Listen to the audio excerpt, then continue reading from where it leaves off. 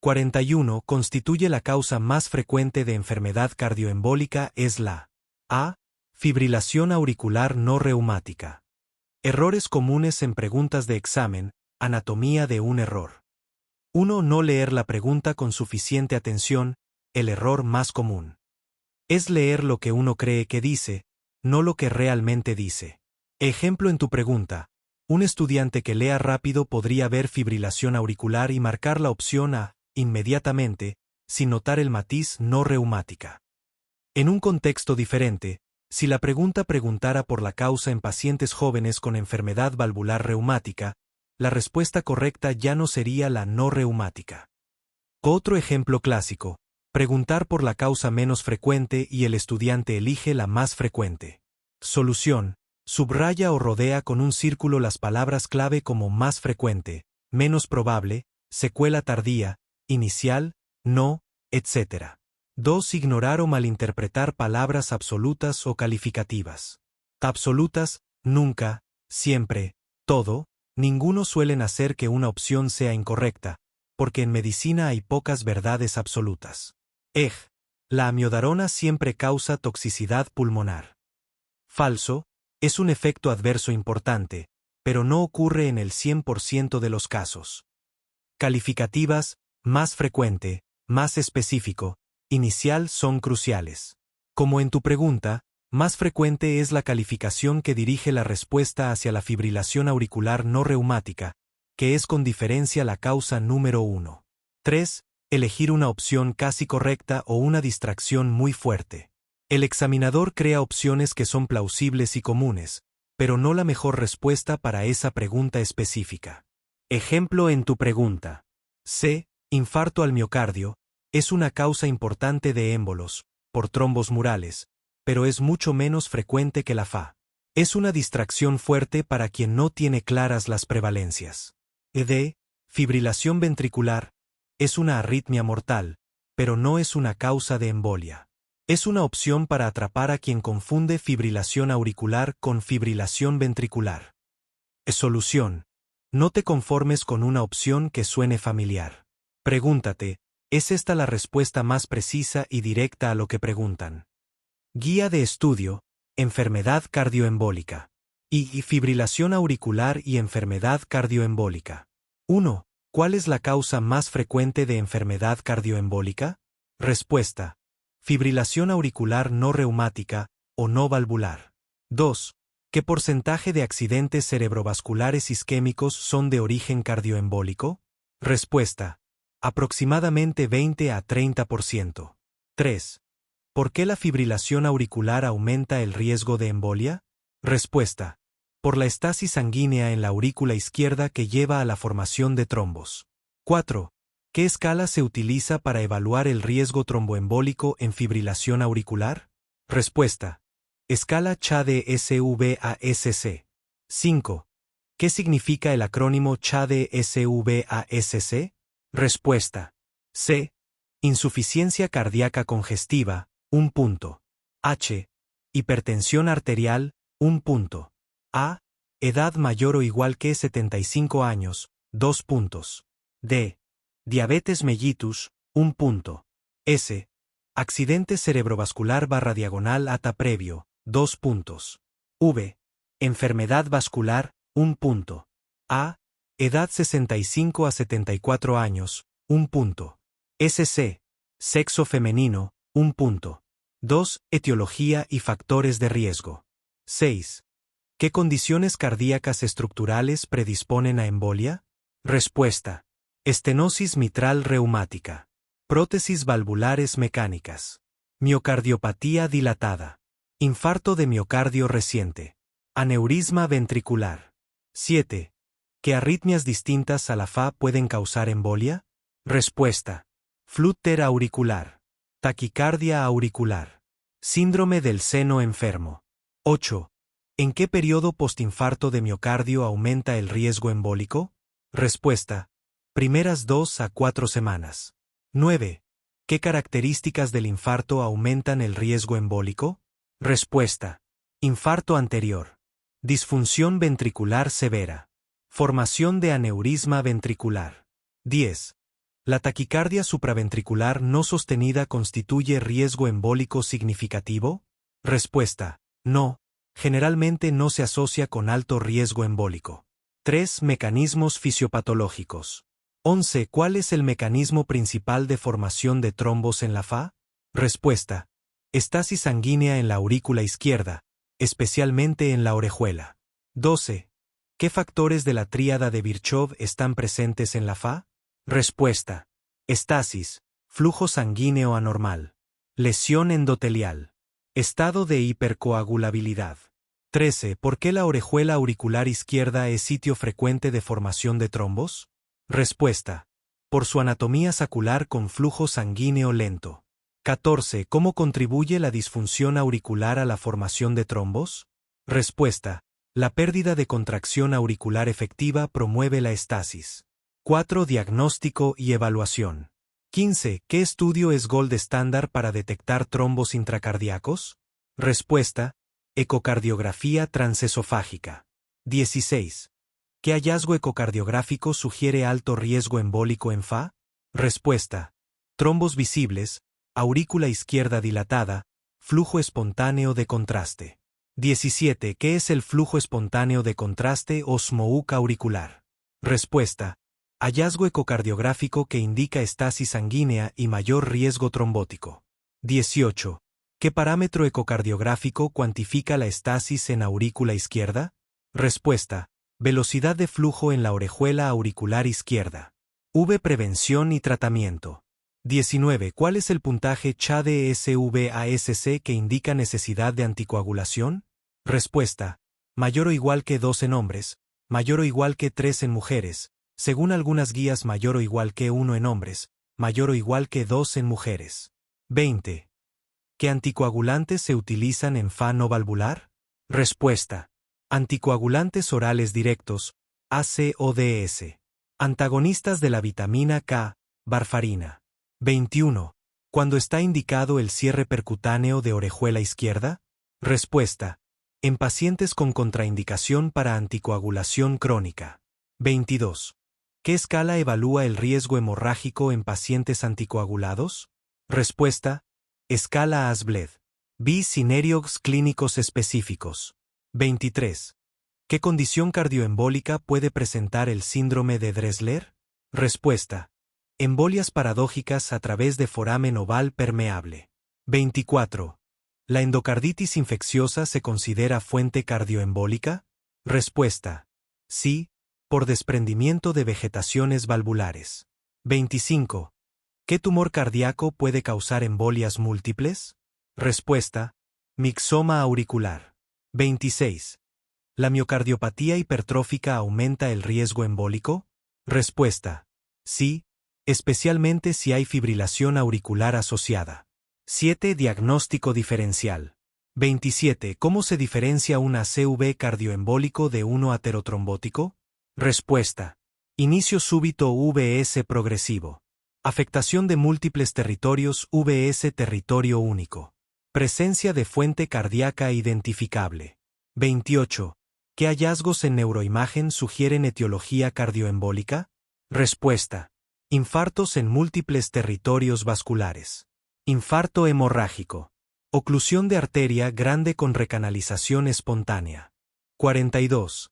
Enfermedad infecciosa que se caracteriza por la necroinflamación hepática. Tras la infección tiene lugar un periodo de incubación de días a semanas que se caracteriza por elevación marcada de la aminotransferasa. Hepatitis viral aguda. 1. Confundir la presentación clínica general con una complicación o una etiología específica. Error: elegir a hepatitis fulminante.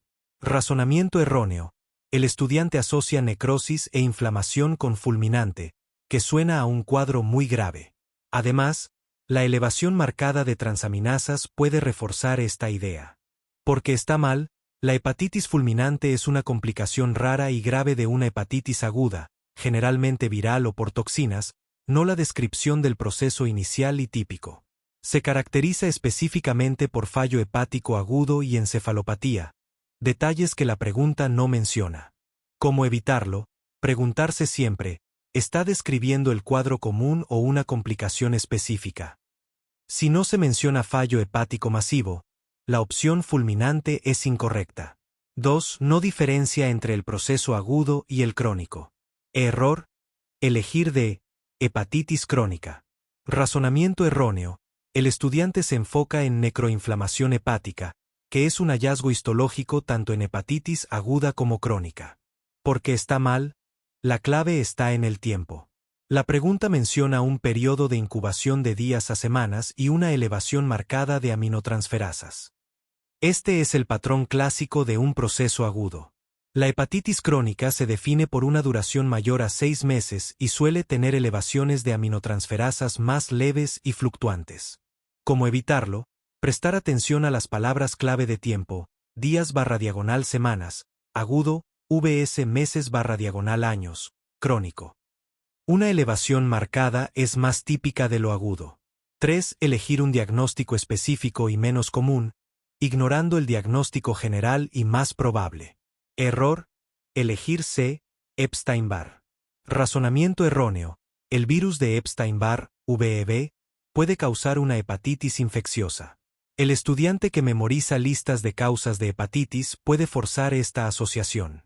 Porque está mal, es un error de sobrepensar la pregunta. La descripción es el paradigma de la hepatitis viral aguda, causada típicamente por virus hepatotropos A, B, C, E. El VEB causa una mononucleosis infecciosa donde la hepatitis es una manifestación secundaria y no siempre presente. La elevación de transaminasas en el VEB rara vez es tan marcada como en una hepatitis viral aguda típica.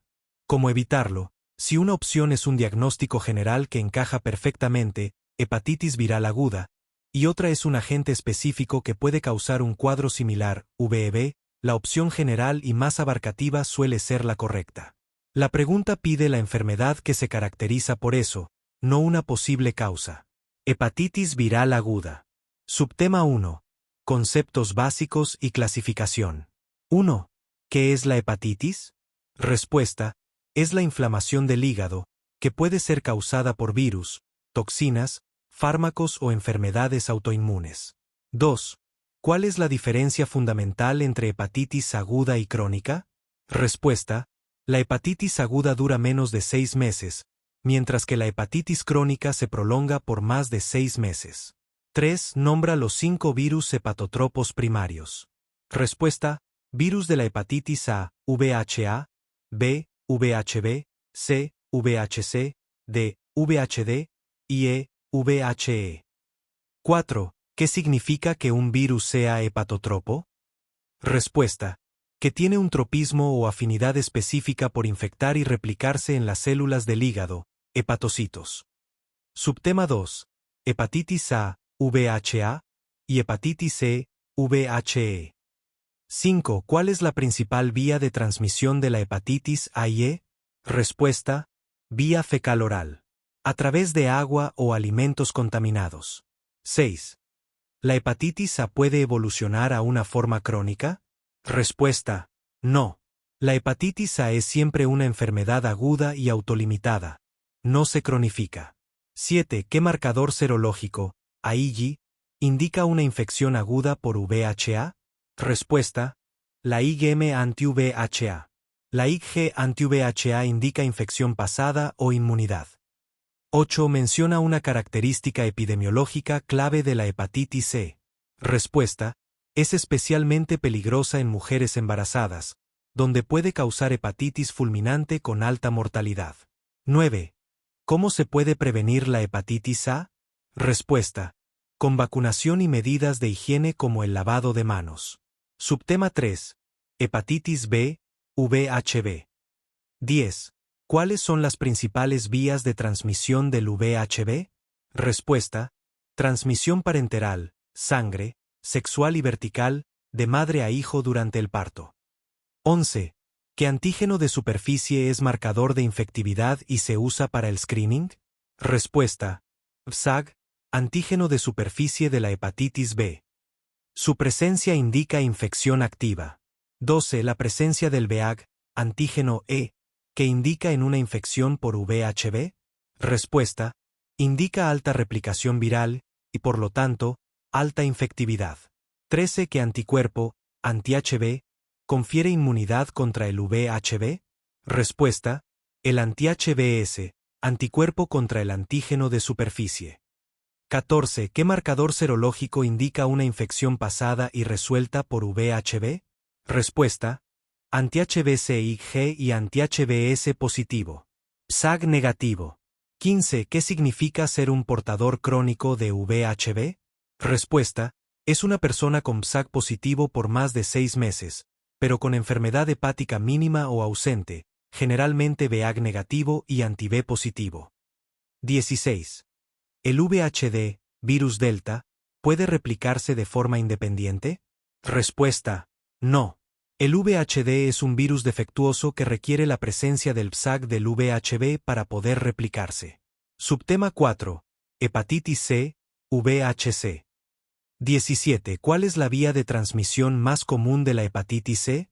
Respuesta: transmisión parenteral, exposición a sangre contaminada, especialmente por uso de drogas intravenosas. 18. ¿Cuál es la evolución más frecuente de una infección aguda por VHC? Respuesta: en un 70 a 80% de los casos, la infección aguda progresa a hepatitis crónica. 19. ¿Cuál es el principal marcador serológico para el diagnóstico de la hepatitis C? Respuesta: la anti-VHC, anticuerpo contra el virus de la hepatitis C. Para confirmar infección activa se usa la PCR para ARN del VHC. 20. Nombra una complicación a largo plazo de la hepatitis C crónica. Respuesta: cirrosis hepática y carcinoma hepatocelular, HCC. Subtema 5. Presentación clínica y diagnóstico. 21. ¿Cuáles son los síntomas de la fase prodrómica o preictérica de una hepatitis viral aguda? Respuesta: malestar general, astenia, anorexia, náuseas, aversión a las grasas y al cigarrillo, artralgias y fiebre baja. 22. ¿Qué hallazgo en el examen físico es característico de la fase ictérica? Respuesta: ictericia, coloración amarillenta de piel y mucosas, y coluria, orina oscura. 23. ¿Cuál es el patrón clásico de elevación de enzimas hepáticas en una hepatitis viral aguda? Respuesta: elevación marcada de las aminotransferasas, ALT y AST, con la ALT generalmente más elevada que la AST. 24. En una hepatitis aguda, ¿cómo suelen estar los niveles de bilirrubina? Respuesta: elevados, tanto la fracción directa, conjugada, como la indirecta, no conjugada, dando un patrón de bilirrubina mixta. 25. ¿Qué parámetro analítico es un marcador sensible de la función sintética del hígado y se altera en insuficiencia hepática? Respuesta: el tiempo de protrombina, TP, o su expresión internacional, el INR. Subtema 6. Complicaciones y hepatitis fulminante. 26. Define hepatitis fulminante.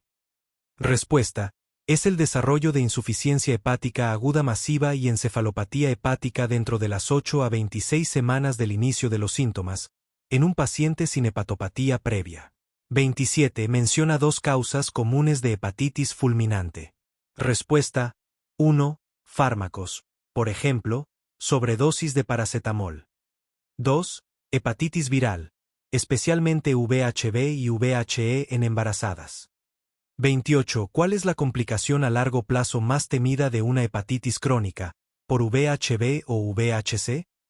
Respuesta: la cirrosis hepática y su consecuencia, el carcinoma hepatocelular, HCC. 29.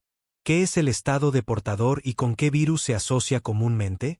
Respuesta: es una persona que alberga el virus y puede transmitirlo, pero no presenta síntomas de la enfermedad.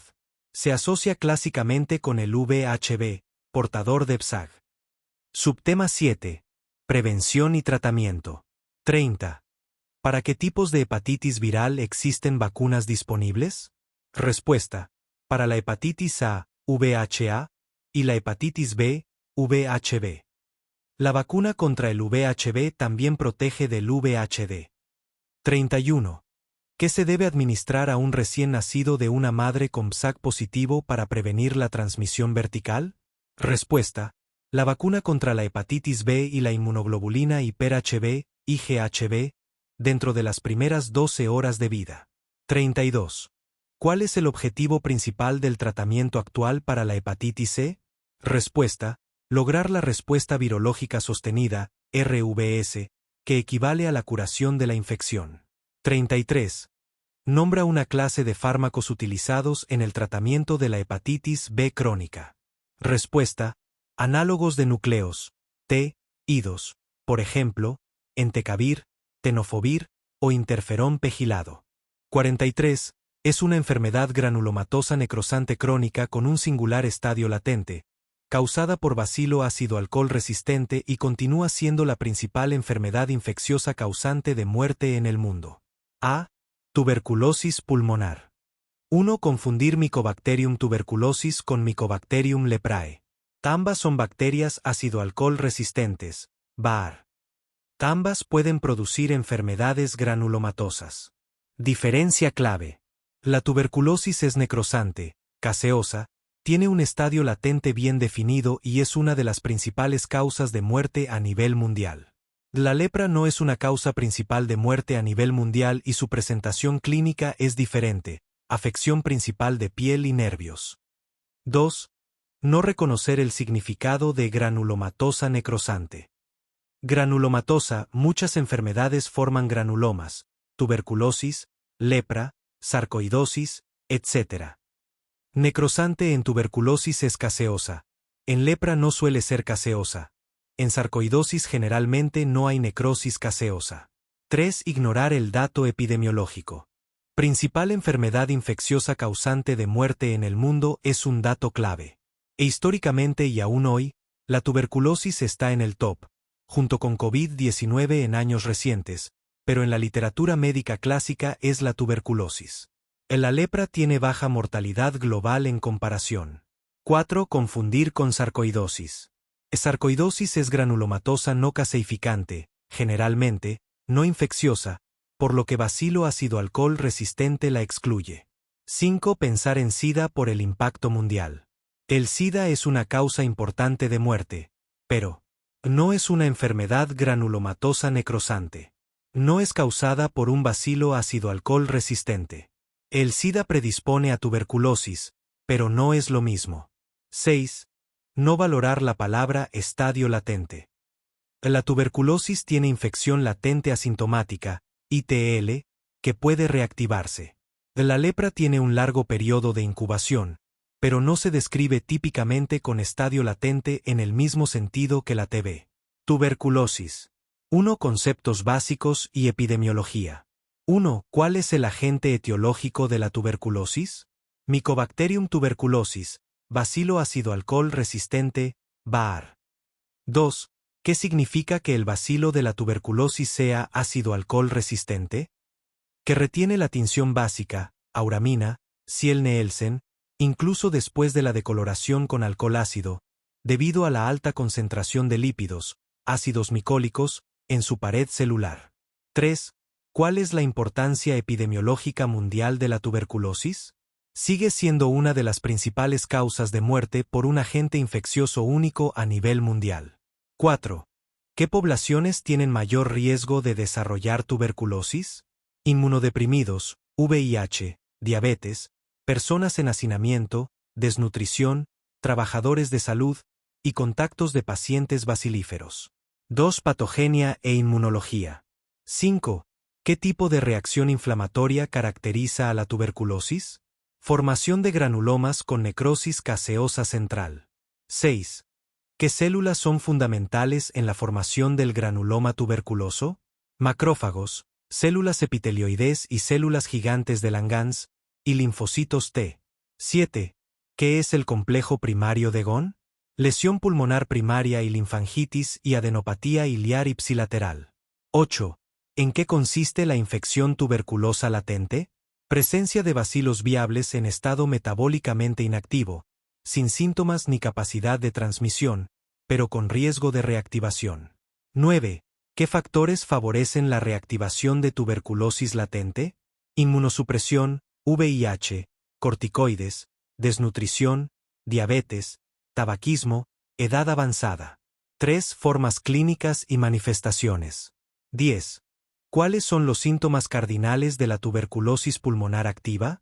Tos persistente, 2-3 semanas, fiebre vespertina, sudoración nocturna, pérdida de peso, hemoptisis. 11. ¿Qué hallazgos radiológicos sugieren tuberculosis pulmonar? Infiltrados en lóbulos superiores, cavernas, adenopatías ciliares, derrame pleural. 12. ¿Qué es la tuberculosis miliar? Forma diseminada hematógena con múltiples pequeños nódulos, granos de mijo, en radiografía de tórax. 13. ¿Cuáles son los sitios más frecuentes de tuberculosis extrapulmonar? Pleural, ganglionar, genitourinaria, osteoarticular, meningea, peritoneal. 14. ¿Qué caracteriza a la meningitis tuberculosa? Comienzo insidioso, predominio de linfocitos en LCR, glucosa baja, proteínas elevadas. 4. Diagnóstico.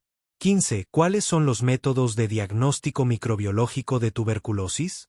Baciloscopia, tinción de Ziel-Neelsen, cultivo, Lowenstein-Jensen, ENHIT, pruebas moleculares, SPERT-MTB/RIF. 16. ¿Cuál es el método diagnóstico más rápido para TB pulmonar? Baciloscopia de esputo, tinción de Ziel-Neelsen. 17. ¿Cuál es el gold estándar para diagnóstico de tuberculosis? Cultivo en medio Lowenstein-Jensen, 4 a 8 semanas. 18. ¿Qué ventaja tiene la prueba SPERT-MTB/RIF? Detecta simultáneamente M. tuberculosis y resistencia a rifampicina en 2 horas. 19. ¿Qué prueba se usa para detectar infección tuberculosa latente? Prueba de tuberculina, Mantox o IGRA. Ensayos de liberación de interferón gamma. 20. ¿Qué prueba diferencia infección latente de vacunación con BCG? Pruebas de liberación de interferón gamma, IGRAs. 21. ¿Qué se considera una prueba de tuberculina positiva? Mayor o igual que 5 mm en VIH o contactos cercanos. Mayor o igual que 10 mm en grupos de riesgo. Mayor o igual que 15 mm en población general. 5. Tratamiento. 20. ¿Cuál es el esquema de primera línea para tuberculosis sensible? 2 meses de RHZE, rifampicina, isoniazida, piracinamida, etambutol, más 4 meses de RH. 21. ¿Por qué se usa terapia múltiple en tuberculosis? Para prevenir desarrollo de resistencia y actuar sobre poblaciones bacilares diferentes. 22. ¿Qué efectos adversos son característicos de los fármacos antituberculosos? Eisoniazida, neuropatía periférica, hepatitis. Rifampicina, coloración naranja de fluidos, hepatitis. Piracinamida, hiperuricemia, hepatitis. Etambutol, neuritis óptica. 23. ¿Qué es el tratamiento directamente observado? DATS. Estrategia de supervisión de la toma de medicamentos para asegurar adherencia. 24. ¿Cuándo se considera un paciente no contagioso? Después de 2 a 3 semanas de tratamiento adecuado y mejoría clínica, con baciloscopias negativas. 6. Prevención y control. 25. ¿Qué vacuna se usa contra tuberculosis y en qué consiste? BCG, bacilo de Calmette-Guerin, cepa viva atenuada de M. bovis. 26. ¿Cuál es la principal indicación de la vacuna BCG? Prevención de formas graves de tuberculosis en niños, miliar y meningea. 27. ¿Qué es la quimioprofilaxis y quiénes la reciben? Administración de isoniazida para prevenir reactivación en infección latente, contactos, VIH, inmunodeprimidos. 28.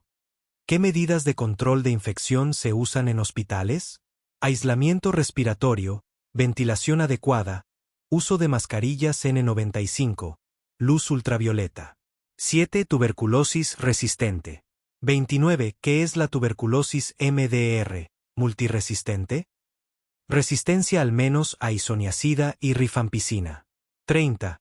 ¿Qué es la tuberculosis XDR, extremadamente resistente? MDR y resistencia a alguna fluoroquinolona y a algún fármaco inyectable de segunda línea. 31. ¿Cómo se trata la tuberculosis MDR? Esquemas con fármacos de segunda línea durante 9 a 18 meses, basados en pruebas de sensibilidad. 8. Diferenciación con otras enfermedades. 32. ¿Cómo se diferencia tuberculosis de sarcoidosis? Sarcoidosis, granulomas no caseificantes, Baar negativo, afectación multisistémica, prueba de Queim positiva. 33.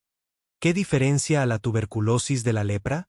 Lepra, causada por M. leprae, afecta piel y nervios periféricos, no es principal causa de muerte mundial. 34. ¿Por qué no es SIDA la respuesta correcta en la pregunta inicial? El SIDA es viral, no forma granulomas necrosantes, y no es causado por Baar. 44. Según la OMS, ¿cuál de estas variedades de cáncer de pulmón se considera no microcíticos? B. Adenocarcinoma. 1. Confundir clasificaciones, la trampa principal. La pregunta mezcla clasificaciones de diferentes sistemas para confundir al estudiante. Techo clave, la OMS clasifica el cáncer de pulmón principalmente en células no pequeñas, CPCNP igual a no microcíticos, y células pequeñas, CPCP igual a microcíticos. Trampa, las opciones presentan otros sistemas de clasificación que no corresponden a la pregunta. A, central y periférico, es una clasificación por ubicación anatómica del tumor, no por tipo histológico. C, de alto gasto y bajo gasto, este término se usa en fisiología cardiovascular, gasto cardíaco, no en oncología. Es un distracte totalmente ajeno. D, Hodgkin y no Hodgkin, es la clasificación para los linfomas, no para el cáncer de pulmón. Confunde dos categorías oncológicas diferentes. Conclusión. El error común es no identificar la clasificación histológica correcta, OMS, y distraerse con clasificaciones anatómicas o de otras enfermedades. 2. No reconocer los sinónimos. No microcíticos es sinónimo de células no pequeñas. Un estudiante que no domine la terminología puede bloquearse. Microcítico igual a células pequeñas. No microcítico igual a células no pequeñas, que incluyen adenocarcinoma, carcinoma escamoso, carcinoma de células grandes, etc. Conclusión. La opción correcta B, adenocarcinoma es un ejemplo específico de la categoría general no microcítico. En un examen de opción múltiple, a menudo se elige el ejemplo más representativo. 3. Elegir una opción que suene más completa. Un estudiante apresurado podría elegir la opción A, central y periférico porque suena a una clasificación anatómica formal y parece abarcar todas las posibilidades. Sin embargo, la pregunta es muy específica sobre la variedad histológica según la OMS, no sobre la ubicación. Cáncer de pulmón. Subtema 1. Clasificación histológica principal, OMS. 1. ¿Cuáles son los dos grupos principales en los que se clasifica el cáncer de pulmón según la OMS? Respuesta. Cáncer de pulmón de células no pequeñas, CPCNP, y cáncer de pulmón de células pequeñas, CPCP. 2. ¿Qué porcentaje de todos los cánceres de pulmón representa el cáncer de pulmón de células no pequeñas, CPCNP? Respuesta. Aproximadamente el 85%. 3. Menciona los tres subtipos principales de cáncer de pulmón de células no pequeñas, CPCNP. Respuesta. Adenocarcinoma, carcinoma de células escamosas y carcinoma de células grandes. 4. ¿Cuál es el tipo más común de cáncer de pulmón en general y en no fumadores? Respuesta. El adenocarcinoma. 5. ¿Qué tipo de cáncer de pulmón está más fuertemente asociado al tabaquismo y suele localizarse en la región central, bronquios principales? Respuesta. El carcinoma de células escamosas. 6. El carcinoma de células grandes se caracteriza por la falta de características histológicas específicas. ¿Verdadero o falso? Respuesta. Verdadero. Es un diagnóstico de exclusión cuando el tumor no muestra características de adenocarcinoma o carcinoma escamoso. 7. ¿Qué porcentaje de los cánceres de pulmón representa el cáncer de pulmón de células pequeñas, CPCP? Respuesta. Aproximadamente el 15%. 8. El cáncer de pulmón de células pequeñas, CPCP, se caracteriza por un crecimiento rápido y una alta tendencia a metastatizar. ¿Verdadero o falso? Respuesta. Verdadero.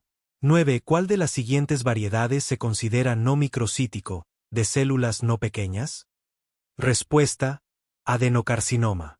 Subtema 2. Epidemiología y factores de riesgo. 10. ¿Cuál es la principal causa evitable de cáncer de pulmón en el mundo? Respuesta: el consumo de tabaco, fumado o mascado.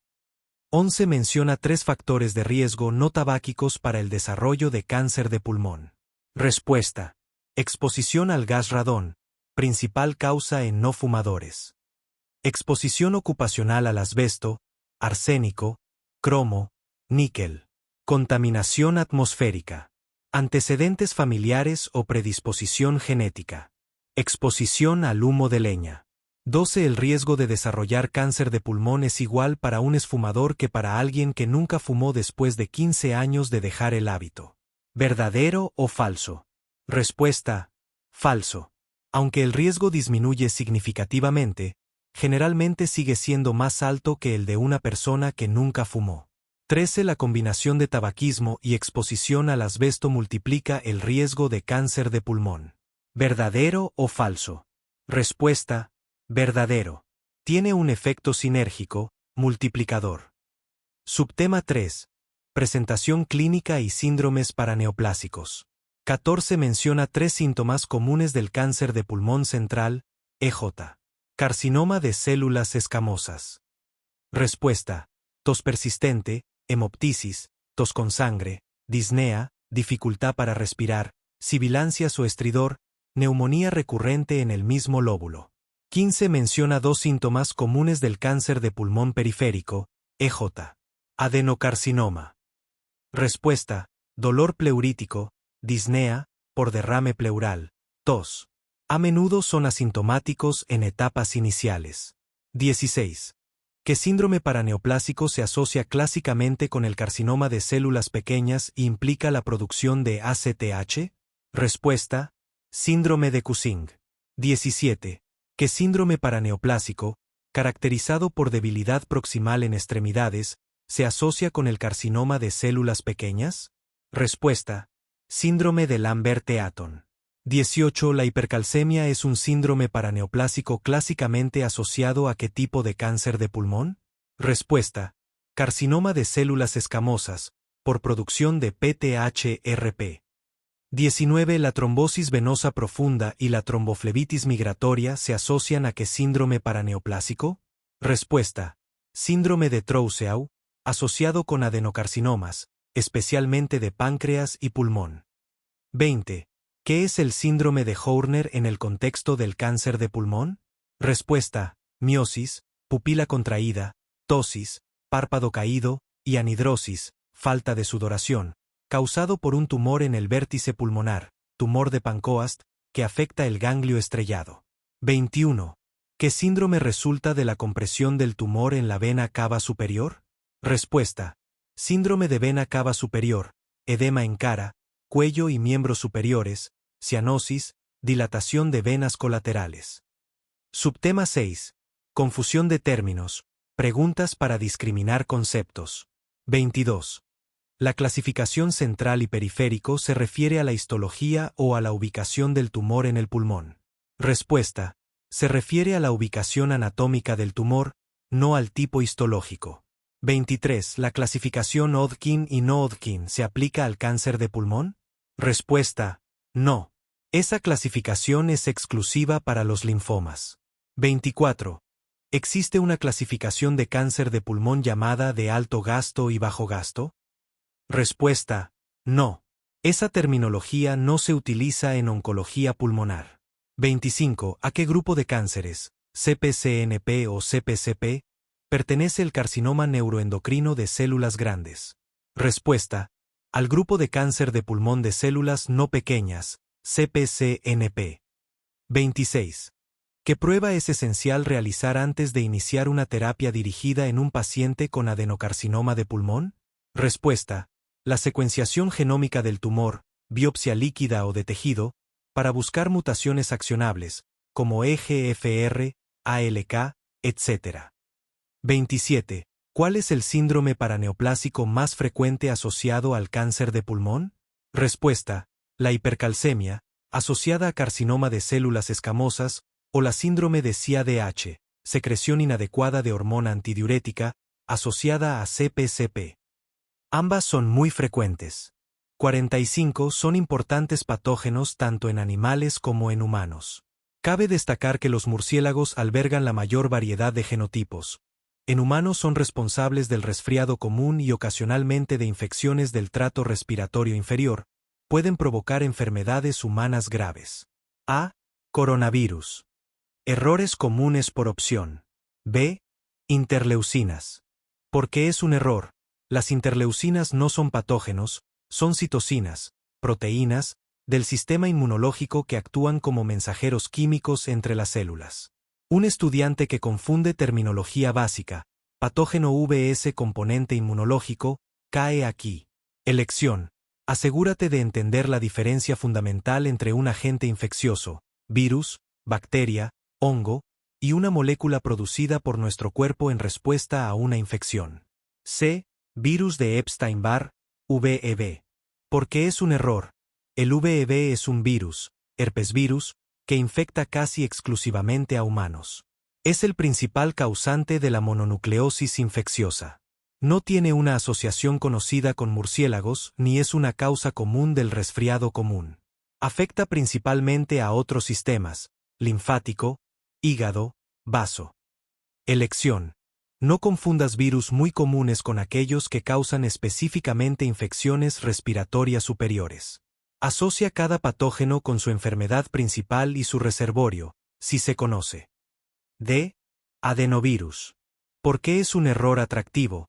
Esta es la distracte más potente. Los adenovirus sí son patógenos importantes en humanos y animales, y son una causa muy común del resfriado común y de infecciones respiratorias graves, como neumonía. Esto hace que un estudiante que no leyó con cuidado la pregunta elija esta opción. ¿Por qué es incorrecto? El dato clave que los descarta es que los murciélagos no son los reservorios principales ni albergan la mayor variedad de genotipos de adenovirus. Este dato es específico y característico de los coronavirus. Elección. En preguntas con varias opciones plausibles, busca el datum clave que solo aplica para una. No te quedes con la primera opción que parece encajar parcialmente. Lee toda la pregunta y todas las opciones antes de decidir. Guía de estudio. Coronavirus. Subtema 1. Clasificación y estructura. 1. ¿A qué familia de virus pertenecen los coronavirus? R. Pertenece a la familia Coronaviridae, dentro del orden nidovirales. 2. ¿Por qué reciben el nombre de coronavirus? R. Reciben este nombre debido a las glicoproteínas de la envoltura en forma de masa, espícula o S, que, vistas al microscopio electrónico, crean una imagen que recuerda a una corona solar. 3. ¿Cuál es la naturaleza genética del genoma de los coronavirus? R. Poseen un genoma de ARN monocatenario de sentido positivo, y ssRNA, lo que significa que su ARN puede funcionar directamente como ARNM para la síntesis de proteínas. 4. Menciona las 4 proteínas estructurales principales de los coronavirus. R. Espícula, S media la unión y fusión a la célula huésped. Membrana, M da forma a la envoltura viral y ayuda en el ensamblaje. Envoltura, E participa en el ensamblaje y liberación del virión. Nucleocápside, N se une al ARN genómico para formar la nucleocápside helicoidal. 5. ¿Qué característica del genoma de los coronavirus contribuye a su alta tasa de recombinación y variabilidad? R. Su genoma es uno de los más largos entre los virus de ARN, lo cual, junto con una ARN polimerasa propensa a errores, favorece una alta tasa de mutación y recombinación. Subtema 2. Reservorios, transmisión y patogenia. 6. ¿Qué grupo animal es el reservorio principal y alberga la mayor diversidad de genotipos de coronavirus? R. Los murciélagos son el reservorio principal y albergan la mayor variedad genética. 7. Además de los humanos, nombra al menos 3 especies animales que pueden verse afectadas por coronavirus. R. Cerdos, coronavirus porcino, vacas, coronavirus bovino, aves de corral, virus de la bronquitis infecciosa, gatos, coronavirus felino, perros y roedores. 8. ¿Cuáles son las principales vías de transmisión de los coronavirus humanos? R. Se transmiten principalmente por gotículas respiratorias, aerosoles y por contacto directo con superficies contaminadas, fómites. 9. ¿Cómo se une el SARS-CoV-2 a la célula huésped para iniciar la infección? R. La proteína espícula, S, del virus se une al receptor ACE2, enzima convertidora de angiotensina 2, en la superficie de las células humanas, particularmente en el tracto respiratorio. 10. ¿Qué significa que un coronavirus tenga potencial zoonótico? R. Significa que el virus tiene la capacidad de saltar de una especie animal reservorio, como los murciélagos, a los humanos, pudiendo establecer una infección y, en algunos casos, transmisión de persona a persona. Subtema 3. Enfermedades y cuadros clínicos. 11. ¿Qué enfermedades humanas leves son comúnmente causadas por los coronavirus? R. Son una de las causas principales del resfriado común, típicamente causando síntomas leves como rinorrea, dolor de garganta y tos. 12. Nombra los 3 coronavirus altamente patógenos que han causado brotes epidémicos con síndromes respiratorios graves. R. SARS-CoV, síndrome respiratorio agudo severo, identificado en 2002. MERS-CoV, síndrome respiratorio de Oriente Medio, identificado en 2012. SARS-CoV-2, causante de la pandemia de COVID-19, identificado en 2019. 13. Además de infecciones respiratorias, ¿qué otro tipo de patología pueden causar algunos coronavirus en animales? R. Algunos coronavirus animales, como el coronavirus entérico porcino o felino, pueden causar enfermedades gastrointestinales como diarrea. 14. ¿Qué complicaciones pueden surgir de infecciones por coronavirus en el tracto respiratorio inferior? R.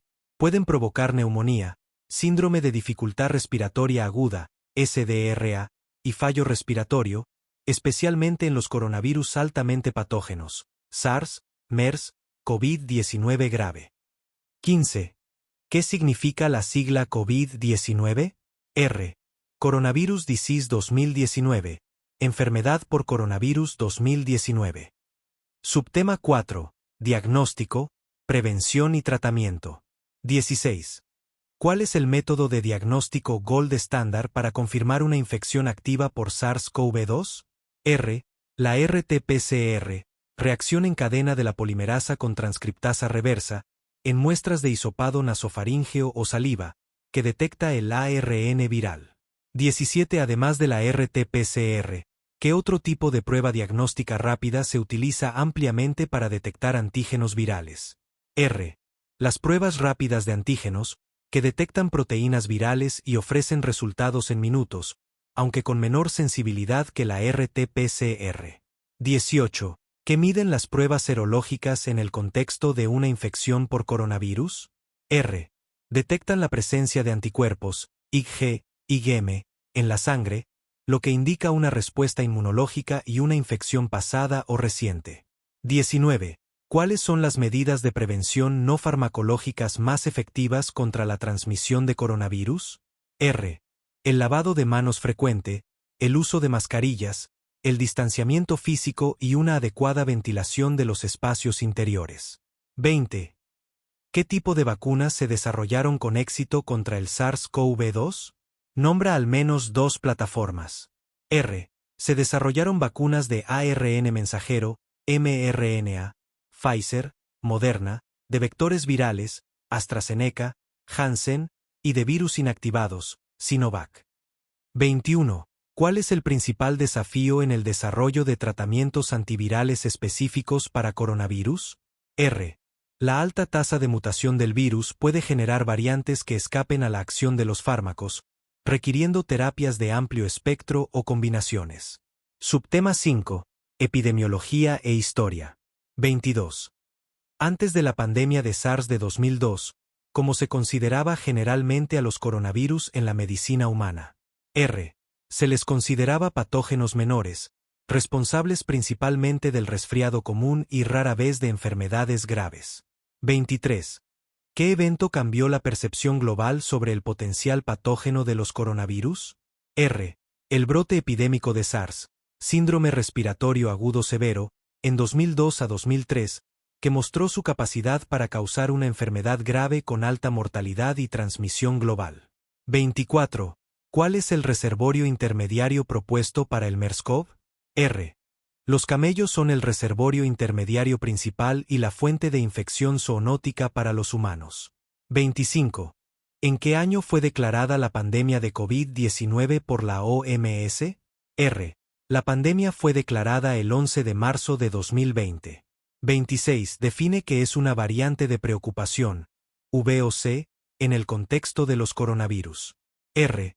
Es una variante del virus que presenta cambios genéticos que se asocian con un aumento de la transmisibilidad, de la virulencia, o con una disminución de la eficacia de las medidas sanitarias, diagnósticos, tratamientos o vacunas. Subtema 6. Comparación y contexto. 27. ¿En qué se diferencia fundamentalmente el genoma de un coronavirus del de un adenovirus? R. Los coronavirus tienen un genoma de ARN, mientras que los adenovirus tienen un genoma de ADN de doble cadena. 28. ¿Las interleucinas son patógenos como los coronavirus? R. No. Las interleucinas son citocinas, proteínas de señalización celular, del sistema inmunológico, no son agentes infecciosos. 29. ¿El virus de Epstein-Barr, VEB, comparte familia taxonómica con los coronavirus? R. No. El VEB es un herpesvirus, familia Herpesviridae, mientras que los coronavirus pertenecen a la familia Coronaviridae. 30.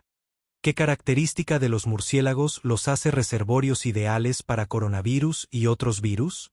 R. Su singular sistema inmunológico, que les permite albergar virus sin desarrollar una enfermedad grave, junto con su comportamiento social, larga vida y capacidad de vuelo que facilita la dispersión. 46. Cuando un paciente está inatento, tiene dificultades para focalizar, mantener y cambiar el centro de atención. Se distraen con facilidad y tiene problemas al momento de seguir una conversación o llevar a cabo órdenes. Tiene desorganización del proceso de pensamiento. Refiere que pueden llegar a creer que alguien o algo controla sus pensamientos o su comportamiento, o bien todo lo contrario, que ellos pueden determinar los acontecimientos externos de forma extraordinaria, como que pueden provocar el amanecer. Nos referimos a que tiene A. Un delirio. Posibles errores y por qué se cometen. Error 1. Confundir delirio con alucinación, elegir B en lugar de A. ¿Por qué ocurre? Es la confusión más común. Los estudiantes asocian psicosis inmediatamente con alucinaciones, oír voces, ver cosas, y no logran distinguir entre un error en la percepción, alucinación, y un error en el pensamiento, delirio. Clave para diferenciar. Alucinación. Percibir algo que no está allí. Implica los sentidos.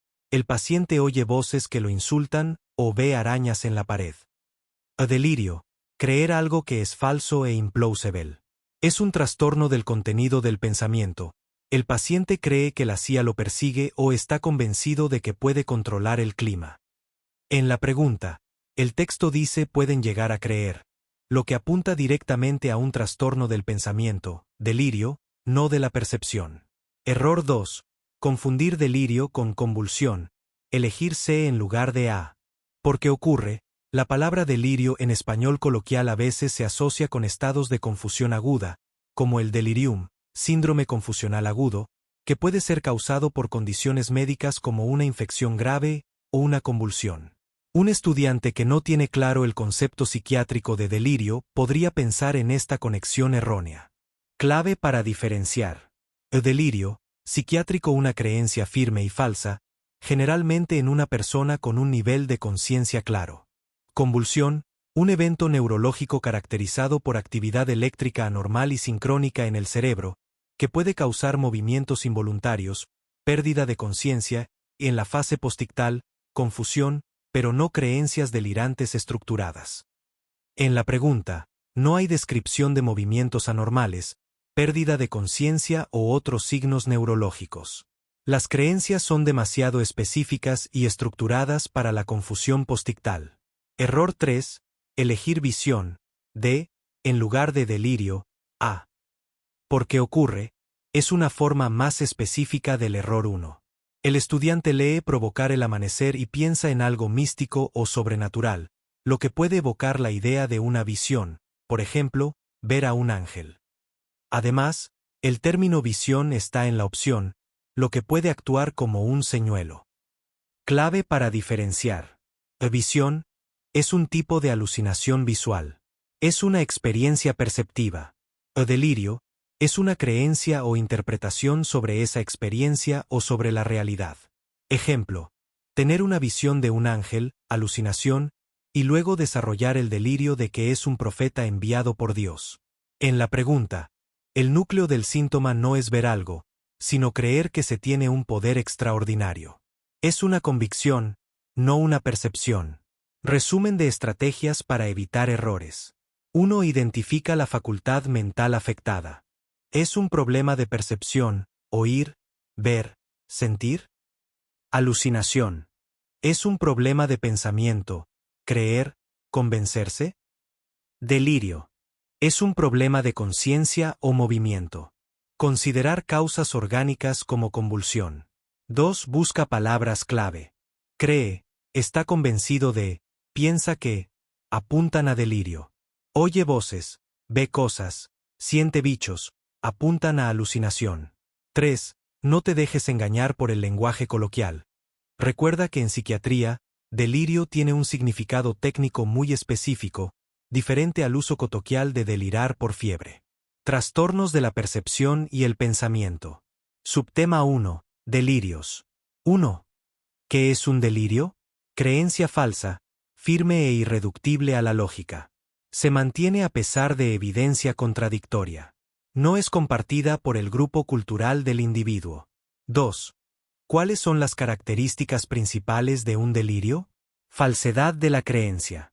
Convicción absoluta.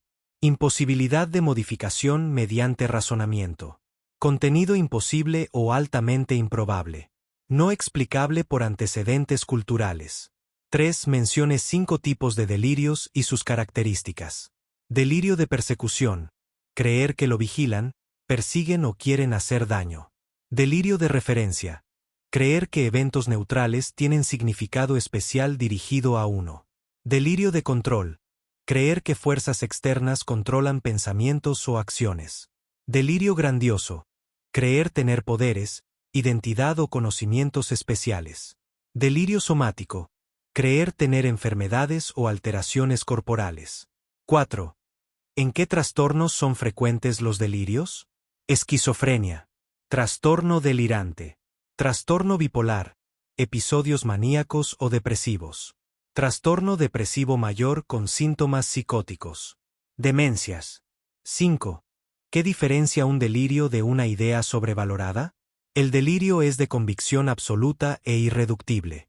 La idea sobrevalorada tiene cierta base real pero es exagerada en importancia. La idea sobrevalorada puede ceder parcialmente al razonamiento. Subtema 2. Alucinaciones. 6. ¿Qué es una alucinación? Percepción sensorial sin estímulo externo real. Ocurre en estado de vigilia. El individuo la vive como percepción real. 7. ¿Cuáles son los tipos principales de alucinaciones según la modalidad sensorial? Auditivas, voces, sonidos, más frecuentes en esquizofrenia. Visuales, ver objetos, personas, luces, más en trastornos orgánicos. Táctiles, sensaciones en la piel, insectos caminando. Olfativas, percibir olores inexistentes. Gustativas, sabores extraños sin estímulo. 8. ¿Qué características tienen las alucinaciones auditivas en la esquizofrenia? Suelen ser voces que comentan acciones del paciente. Voces que dialogan entre sí sobre el paciente. Voces que dan órdenes, alucinaciones imperativas. Generalmente provenientes del exterior. 9. ¿Qué diferencia una alucinación de una ilusión? Alucinación. No hay estímulo externo, percepción creada. Ilusión. Hay estímulo externo real pero interpretado erróneamente. 10. ¿En qué condiciones médicas pueden presentarse alucinaciones? Esquizofrenia y otros trastornos psicóticos. Trastornos del estado de ánimo con síntomas psicóticos. Demencias. Trastornos neurológicos, epilepsia, migraña. Intoxicación por sustancias. Privación sensorial. Subtema 5. Diagnóstico diferencial. 11. ¿Qué elementos diferencian un delirio de una alucinación? Delirio, alteración del contenido del pensamiento, creencia. Alucinación, alteración de la percepción, experiencia sensorial.